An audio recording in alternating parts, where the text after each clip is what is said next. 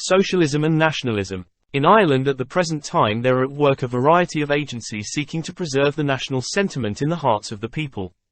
These agencies, whether Irish language movements, literary societies or commemoration committees, are undoubtedly doing a work of lasting benefit to this country in helping to save from extinction the precious racial and national history, language and characteristics of our people. Nevertheless, there is a danger that by too strict an adherence to their present methods of propaganda, and consequent neglect of vital living issues, they may only succeed in stereotyping our historical studies into a worship of the past, or crystallizing nationalism into a tradition, glorious and heroic indeed, but still only a tradition. Now traditions may, and frequently do, provide materials for a glorious martyrdom, but can never be strong enough to ride the storm of a successful revolution. If the national movement of our day is not merely to reenact the old sad tragedies of our past history, it must show itself capable of rising to the exigencies of the moment. It must demonstrate to the people of Ireland that our nationalism is not merely a morbid idealizing of the past, but is also capable of formulating a distinct and definite answer to the problems of the present and the political and economic creed capable of adjustment to the wants of the future. This concrete political and social ideal will best be supplied, I believe, by the frank acceptance on the part of earnest nationalists of the Republic as their goal. Not a republic, as in France, where a capitalist monarchy with an elective head parodies the constitutional abortions of England, and in open alliance with the Muscovite despotism brazenly flaunts its apostasy to the traditions of the revolution. Not a republic as in the United States, where the power of the purse has established a new tyranny under the forms of freedom, where, 100 years after the feet of the last British redcoat polluted the streets of Boston, British landlords and financiers impose upon American citizens a servitude compared with which the tax of pre-revolution days was a mere trifle. No. The republic I would wish our fellow countrymen to set before them as their ideal should be of such a character that the mere mention of its name would at all times serve as a beacon light to the oppressed of every land, at all times holding forth promise of freedom and plenteousness as the reward of their efforts on its behalf. To the tenant farmer, ground between landlordism on the one hand and American competition on the other, as between the upper and the nether millstone, to the wage workers in the towns, suffering from the exactions of the slave-driving capitalist to the agricultural laborer, toiling away his life for a wage barely sufficient to keep body and soul together.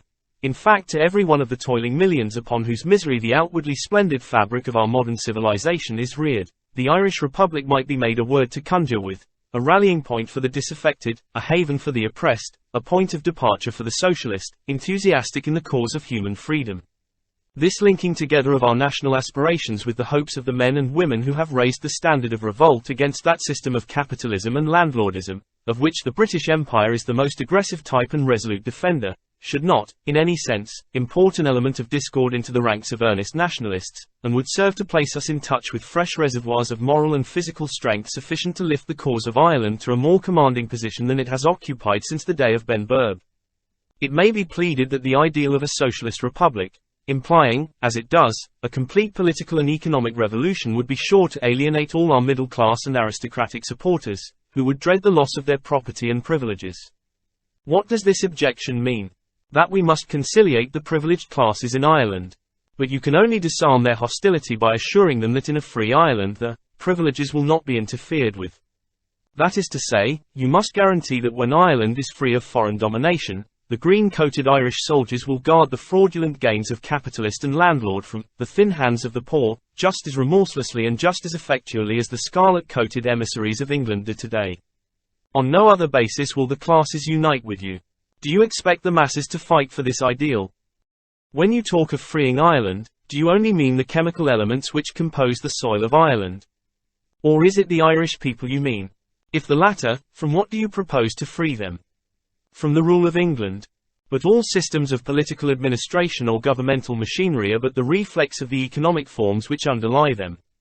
English rule in England is but the symbol of the fact that English conquerors in the past forced upon this country a property system founded upon spoliation, fraud and murder, that, as the present-day exercise of the rights of property, so originated involves the continual practice of legalized spoliation and fraud. English rule is found to be the most suitable form of government by which the spoliation can be protected, and an English army the most pliant tool with which to execute judicial murder when the fears of the property classes demand it. The socialist who would destroy, root and branch, the whole brutally materialistic system of civilization, which like the English language we have adopted as our own, is, I hold, a far more deadly foe to English rule and tutelage, than the superficial thinker who imagines it possible to reconcile Irish freedom with those insidious but disastrous forms of economic subjection, landlord tyranny, capitalist fraud and unclean usury, baneful fruits of the Norman conquest, the unholy trinity, of which Strongbow and Diarmid Mac Murchada, Norman thief and Irish traitor, were the fitting precursors and apostles. If you remove the English army tomorrow and hoist the green flag over Dublin Castle, unless you set about the organization of the Socialist Republic, your efforts would be in vain. England would still rule you.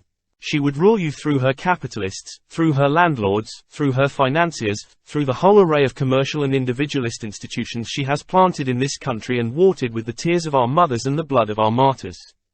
England would still rule you to your ruin, even while your lips offered hypocritical homage at the shrine of that freedom whose cause you had betrayed.